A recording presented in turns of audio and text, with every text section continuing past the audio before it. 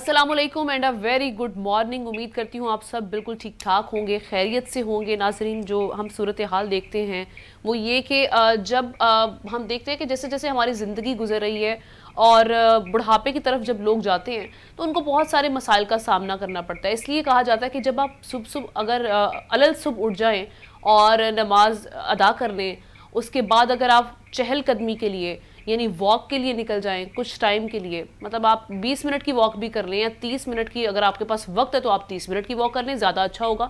लेकिन अगर आप 20 मिनट की वॉक भी करते हैं तो वो भी आपके लिए इनफ होगी, क्योंकि जो सुबह के वक्त की वॉक होती है उसके बहुत सारे फ़वायद हैं। एक फ़ायदा तो ये है कि जी अर्ली मॉर्निंग जो आप वॉक करते हैं वो आपको तरोताज़ा कर देती है, आपका जो थिंकिंग प्रोसेस है वो बहुत क्लियर हो जाता है। दूसरा ये कि ऑब्वियसली आपकी एक रूटीन बन जाएगी, आप सुबह सुबह उठेंगे और जब आप सुबह के वक्त उठेंगे तो आपके पास जो बहुत सारा टाइम होगा अपनी बाकी रूटीन को भी, अपने बाकी मामलात को देखने के लिए। और अगेन आपकी एनर्जी जो है वो एक अच्छे काम से अगर इसका आगाज़ होगा तो आपकी एनर्जी बूस्ट हो जाएगी, आप एकदम एक्टिव फील करेंगे। तो मैं ये चाह रही थी कि एक अच्छा मैसेज जो है वो आगाज़ में हम इसका इससे ही करें अपने शो का आगाज़।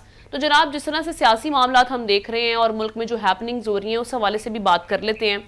कल का तो पूरा दिन जो हमारा गुजर गया बडग्राम में, जो एक वाकया था, जो एक हादसा बन सकता था, लेकिन जो हमारी आर्म फोर्सेस हैं उनकी जानिब से जिस तरह से सारी सिचुएशन को हैंडल किया गया, कामयाब ऑपरेशन किया गया, वो काबिल तहसीन है और काबिल तारीफ़ है। जो मामला हमने देखे, पूरा दिन ही सब टीवी के सामने मौजूद थे, दुआ गो थी पूरी कौम के अल्लाह करे ये जो मासूम जिंदगियां जो हवा में मुअल्लिक थी ये बच जाएं। और इसमें जो हमारे रेस्क्यू इदारे हैं और ख़ास तौर पे जो मकामी लोग थे, मकामी अफराद थे, जो बहादुर वहाँ के जवान हैं बडग्राम के, उन्होंने जो अपना हिस्सा लिया इस सारे ऑपरेशन में, वो भी काबिल दीद है। तो और भी दीगर मामला है, उन पर बात करेंगे। हमारे साथ मौजूद हैं इसी तमाम मामला पर बात करने के लिए हमारे साथ हमारे तज्ज़ियाकार इम्तियाज़ फ़ारान साहब हैं, उनसे बात करते हैं। इम्तियाज़ साहब, अस्सलाम वालेकुम and a very good morning. जी वालेकुम अस्सलाम, सुबह बखैर। Thank you so much. अच्छा इम्तियाज़ साहब, कल का वाकया तो आपके सामने है और एक ये मिसाल कायम की है हमारी आर्म्ड फोर्सेस ने और जो वहाँ के लोकल्स हैं कि वो कितना जब भी कोई ऐसा कड़ा वक्त आता है तो हम सब एक पेज पर होते हैं। तो कल के वाक़े की हवाले से मैं चाहूँगी कि आप अपने जो तासुरात हैं वो हमारे साथ शेयर करें। जी बिस्मिल्लाहिर्रहमानिर्रहीम। देखें, एक जो आपने बुजुर्गों के लिए कहा उसमें मैं एक थोड़ी सी अगर इजाजत दें कि बिल्कुल वॉक भी करें, सारी चीज करें, लेकिन जो अपने करीबी दोस्त हैं उनको जरूर राब्ता जरूर करें, उनसे कॉल पे गुफ्तगू जरूर सुबह आपस में करें, तो उससे भी एनर्जी, मैं तो उसका पर्सनल चूंकि उसको मैं करता हूँ और मैं शहीद रानी मोहतरमा बेनजीर भुट्टो साहिबा से बात हमने सीखी थी, जब वो भी मॉर्निंग में जब उठती थी, अर्ली मॉर्निंग उठती थी और 9 से 10 बजे तक वो उन्होंने शेड्यूल किया हुआ था, और जो अपने करीबी लोग थे या किसी इशू पे बात करनी होती थी उन्हें लाजमी फोन जरूर किया करती थी, और वो भी जाने के आप भी किसी को करीब समझते हैं उससे राब्ता जरूर करें। और दूसरा, कल अनफॉर्चुनेट जो सारी सूरत हाल सामने आई, देखें ये बात बिल्कुल सही आर्म फोर्सेस के साथ साथ, लेकिन फिर अगेन जो हमारी फोर्सेस के, हमारे मुल्क के दुश्मन है, उन्होंने एक कंट्रोवर्सी भी पैदा करने की कोशिश की थी लास्ट मोमेंट में जाके। देखिए, हमारी आर्म फोर्सेस का जहां मामला आता है, और आर्म फोर्सेस में हमारी मुसल्लह अफवाज के साथ साथ हमारी पुलिस और तमाम चीजें शामिल है कि उनके लिए, उनके ऊपर ये जरूरी होता है कि जितनी ज्यादा सिक्योर किया जा सके ह्यूमंस को, उनकी जिंदगी को, वो उनकी प्रायोरिटी होती है। उसके लिए बहुत सारे मेजर्स लेते हैं जो कि कल देखे गए। वरना तो लोगों ने ये गुफ्तगू की कि भाई हेलीकॉप्टर आया, 2 हेलीकॉप्टर थे, यूं रस्सी डालते, यूं नीचे आते और ऐसे निकालते और ऐसे ले जाते। यानी ये फिल्म तो नहीं बन रही थी ना, ये रियल लाइफ थी। राइट। और रियल लाइफ में आपको बहुत सारी चीजें, हम मिसकैलकुलेशन ही कर सकते थे वहां पर उस सिचुएशन। कोई किसी किस्म की नहीं। देखे ना कि वहां पे लोकल लोग भी बैठे हैं और फिर आपकी फोर्स के लोग हैं, तो वो सिक्योरिटी को बहुत सारी चीजें देख रहे थे। उसमें ताखीर हुई, ताखीर के हवाले से मुख्तलिफ बातें होने लगी। ऐसा नहीं होता, जहाँ पे इंसानी जिंदगी इन्वॉल्व होती है, या इंसानी जिंदगी क्या कोई सी भी जिंदगी इन्वॉल्व होती है, तो आप उसमें भी मेजर लेते हैं मुख्तलिफ, ऐसे कि उसको किसी किस्म का नुकसान ना पहुंचे, और खुदा ना खास्ता अगर पहुंचने का एहतमाल हो तो कम से कम पहुंचे। तो कल हमने पूरा रेस्क्यू ऑपरेशन वही देखा, सारी सूरत हाल हमारी आर्म फोर्सेस के साथ साथ, जो जैसे कि आपने अपने इंट्रो में खुद कहा कि लोकल जो हमारे लोग थे जो थोड़ा बहुत जानते हैं, ठीक है, उन्होंने भी प्रूव किया कि वो टैलेंटेड है। टैलेंटेड है सर। कोई भी ऑब्वियसली आपको अपनी जिंदगी से सबसे ज्यादा प्यार होता है, लेकिन उन्होंने भी अपनी जान जोखिम में डाल के इस रेस्क्यू ऑपरेशन का हिस्सा बने, ये बहुत बड़ा हिस्सा था उनका। बिल्कुल बिल्कुल आपने सही कहा, बल्कि आपके इस प्रोग्राम के तवज्जुह से आपने भी कहा, हम सब अपने फोर्सेस के साथ साथ इन तमाम जो वॉलंटियर थे, जो लोकल लोग थे, उन्हें सैल्यूट पेश करते कि उन्होंने साबित किया। और देखिए इससे दो चीजें सामने आई। एक तो लोगों ने इसको क्रिटिसाइज किया कि ना ऐसे डोली ये सैकड़ों की तादाद में, सैकड़ों की तादाद में वहां पर है, और अल्लाह ना करे कोई इस तरह का इंसिडेंट शाद और नाज़िर सामने आता है। कभी कभी वो 4 सदा वाली ये अपना ये सवात वैली के ऊपर एक आध वाकया पेश आया था, उसके अलावा नहीं आया। तो ये लोकल मैनेजमेंट है, लोकल मैनेजमेंट के साथ इतना जबरदस्त काम वहां पर होता है। बिल्कुल मैं इसमें कल बहुत उम्दा हुआ हमारा रेस्क्यू, बड़ा सेफली और 100% सेफली और 100% रिजल्ट ओरिएंटेड हुआ। उसको बहुत सारे लोगों ने दूसरी बातें की, लेकिन बिल्कुल हमारी मुसल्ला, और ये देखें एक कॉम्बिनेशन नजर आया आपको फोर्सेस का और पब्लिक का आपस में कोऑर्डिनेशन, कि जब भी कोई ऐसी आफत आती है, कोई मुश्किल आती है, तो साबित हो जाता है कि हम सब एक हैं, एक यूनाइटेड है हम लोग। कोई ऐसा वो जो कहते हैं तकसीम या इख्तलाफ हो सकता है आपकी अपनी ओपिनियन का किसी के साथ भी, लेकिन जब ऐसे मामला आते हैं तो सबको एक ही पेज पर होना चाहिए, और इसका कल हमने अमली मुजाहरा देखा। अच्छा इम्तियाज साहब, अब थोड़े मामला जो हम देख रहे हैं अभी, रीसेंट मामला जो अभी एक डेवलपमेंट हुई है, सदर आरिफ अलवी की जानिब से 2 बिल्स के हवाले से जो बात की गई है, ट्वीट किया गया, और उसके बाद हमने देखा कि उन्होंने जो उनके सेक्रेटरी है उनको फारिग भी कर दिया। ये एक नई बहस चल निकली है। इस सारे मामले को आप किस तरह से देख रहे हैं, क्योंकि एक इस्तीफे वाला मामला भी सामने आ रहा है ना, कहा जा रहा है कि जी सदर ने इतनी लेट क्यों बताया, अगर ऐसा है तो उनको अब इस्तीफा देना चाहिए, उनको मुस्ताफी हो जाना चाहिए। उन्होंने एक नया जो मामला है, एक नया पिंडोरा बॉक्स है, वो ओपन कर दिया है। तो आप समझते हैं जो इस्तीफे का मुतालबा है वो बिल्कुल ठीक है और सदर मुस्ताफी हो जाएंगे? 100% वो मुस्ताफी हो या ना हो, 100%। देखें एक बात, आपको जो सुन रहे हैं, हमें आपको सुन रहे हैं, जो देख रहे हैं, वो सिर्फ अपना माइंड को ओपन करें।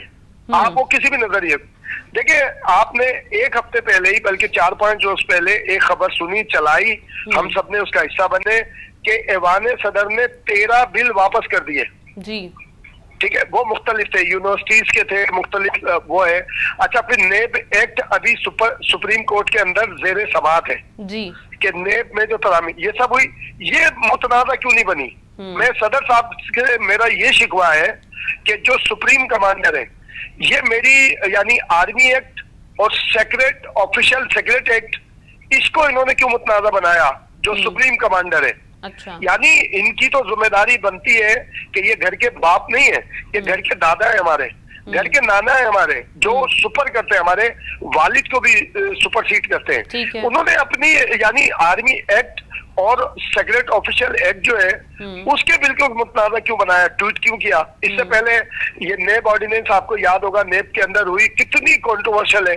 और ये हमारे प्रोसीजर बिल, जो सुप्रीम कोर्ट का प्रोसीजर बिल जिससे जो उड़ा दिया सुप्रीम कोर्ट ने, वो भी इनके पास गया था ना, वो तो इन्होंने मंजूर कर लिया था, उसको मुतनाज़ा क्यों नहीं बनाया? यानी आर्मी एक्ट और सेक्रेट ऑफिशियल एक्ट को क्यों इन्होंने, ये मेरा शिकवा है इनसे। और इस शिकवे की बुनियाद पे मैं कहता हूँ इनको इस्तीफा, खुद इज्जत से जान छोड़नी सर, चाहिए। आप समझते हैं कि बिल्स हैं, खैर एक ये अलग बहस है, बिल्स जो हैं ये ठीक थे?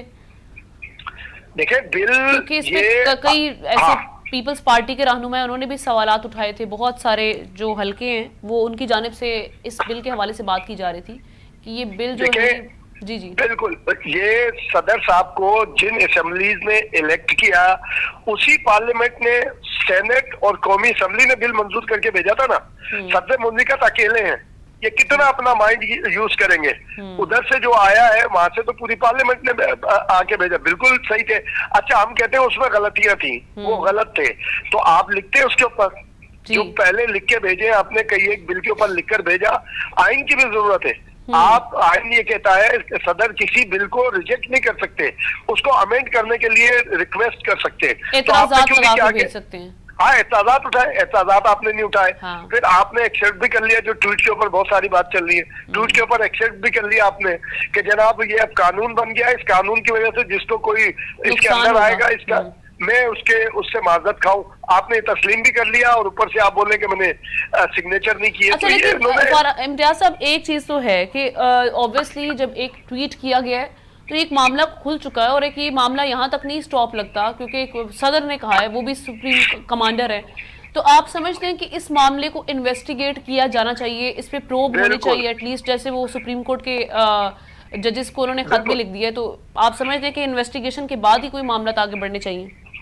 बिल्कुल होनी चाहिए, जो इसमें इन्वॉल्व है। अब चूंकि उनके सेक्रेटरी का अपना एक खत आ गया है जिसका जवाब अभी तक सदर साहब ने नहीं दिया है। ठीक है, अभी तक सदर साहब ने उसका जवाब नहीं दिया। और ट्वीट खोला, देखिए ट्वीट की अब हम इसको खेलने लगे, ट्वीट की कोई असर नहीं होती। 13 बिल वापस किए, उसका प्रेस रिलीज जारी हुआ, मंजूर किए गए प्रेस, इसका प्रेस रिलीज जारी क्यों नहीं किया सदर साहब ने? यानी इसके ऊपर ट्वीट कर दिया आपने कि भाई ट्वीट फौरी तौर पर, ट्वीट भी किया आपने 26 या 28 घंटे के बाद। सारे मीडिया में दुनिया भर में चल रहा था, तो आप तो इतने मासूम नहीं थे, या ऐसा भी नहीं था कि आपने ये सुना नहीं होगा, तो आपने 27-28 घंटे के बाद क्यों किया? अच्छा, और एक और आपको याद होगा जब साइफर वाला केस आया था तो साबिक वजीर आजम ने कहा कि मैंने प्रेसिडेंट को कॉपी भेजी है उसकी। तो प्रेसिडेंट ने क्या किया था? सुप्रीम कोर्ट में भेजा कि इसकी इंक्वायरी की जाए। अगर ये मामला था, गलत था, तो इनको चाहिए था कि जनाब मेरी एसेंट के बगैर ये बिल मंजूर कर लिया गया है, मैं सुप्रीम कोर्ट के चीफ जस्टिस से कहता हूँ इसकी इंक्वायरी करवाएं। आर्मी चीफ को ऑर्डर जारी करते हैं कि आर्मी चीफ इसकी इंक्वायरी कराएं। केयर टेकर प्राइम मिनिस्टर को बोलते हैं, खत लिखते हैं, उनको लेटर लिखते हैं या ऑर्डर जारी करते हैं कि जनाब इसकी इंक्वायरी करवाएं। ऐसी इत्तला तो थी कि इन्होंने कोई खत लिखा है सुप्रीम कोर्ट को कि इसकी इंक्वायरी करवाई जाए इस मेरे खिलाफ, जिस तरह से मेरे नॉलेज में नहीं है, मेरे नॉलेज में नहीं है कि इन्होंने साइफर की जरूर इन्होंने भेजा था, लेकिन इसकी मेरे नॉलेज में नहीं है। जी बिल्कुल, ये इस खबर की भी इम्तियाज साहब तस्दीक नहीं हुई। जी जी बिल्कुल, मैं ये कह रहा हूँ कि इनको चाहिए था वहाँ भेजते, बजाय इसके ट्वीट करने के ये उसकी इंक्वायरी कॉल कर लेते कि ना ये हुआ कैसे, किस तरह से। इनवर्ट और आउटवर्ड नंबर होता है। देखिए आप और हम प्रोग्राम करते हैं या जो करते हैं, जी प्रोड्यूसर होता है, प्रोड्यूसर के पीछे स्क्रिप्ट राइटर होता है, स्क्रिप्ट राइटर से उससे पहले एक मीटिंग होती है आपस में जी होस्ट के साथ कि आपने क्या बोलना है, कैसा है। इसके बगैर तो प्रोग्राम नहीं हो सकता ना। तो ये इतना बड़ा मामला है वाने सदर कि वो सब चीजें आ रही है और वापस जा रही है, सब टू द पॉइंट होना चाहिए, इंक्वायरी होनी चाहिए, बिल्कुल होनी चाहिए। सारी सुप्रीम कोर्ट करवाए, हमारा प्राइम मिनिस्टर साहब करवा ले, हमारे आर्मी चीफ से करवाए। आप इसकी इंक्वायरी मैं समझता हूँ ऑलरेडी हो रही है, अनअनाउंस डायरेक्ट। देखें इदारे हमारा काम करते हैं, अपने तौर पे सारा काम करते हैं। एग्जैक्टली एक हसास मामला है इम्तियाज फरहान साहब, इसकी इंक्वायरी हो रही होगी यकीनन। आप बिल्कुल सही आपने ये खबर दी है, बहुत शुक्रिया, आपने पूरे मामला पर अपना तजिया पेश किया। और जिस तरह से नाजरीन हम ये देख रहे हैं कि ये एक बड़ा हसास मामला है, इस पे इंक्वायरी की भी बातें की जा रही हैं, और आगे जाकर देखते हैं कि ये मामला कहाँ जाकर किस रुख ये इख्तियार करता है, क्योंकि मुस्ताफ़ी होने का भी मुतालबा किया जा रहा है, और दूसरी जानिब ये भी कहा जा रहा है कि शायद इस्तीफ़ा आ जाए। सदर डटे में हैं, उनकी जानिब से अलग मामला चल रहे हैं। तो इस तरह की जो बहरानी कैफियत है उनसे निपटने के लिए कुछ ना कुछ रास्ता ज़रूर इख्तियार करना चाहिए।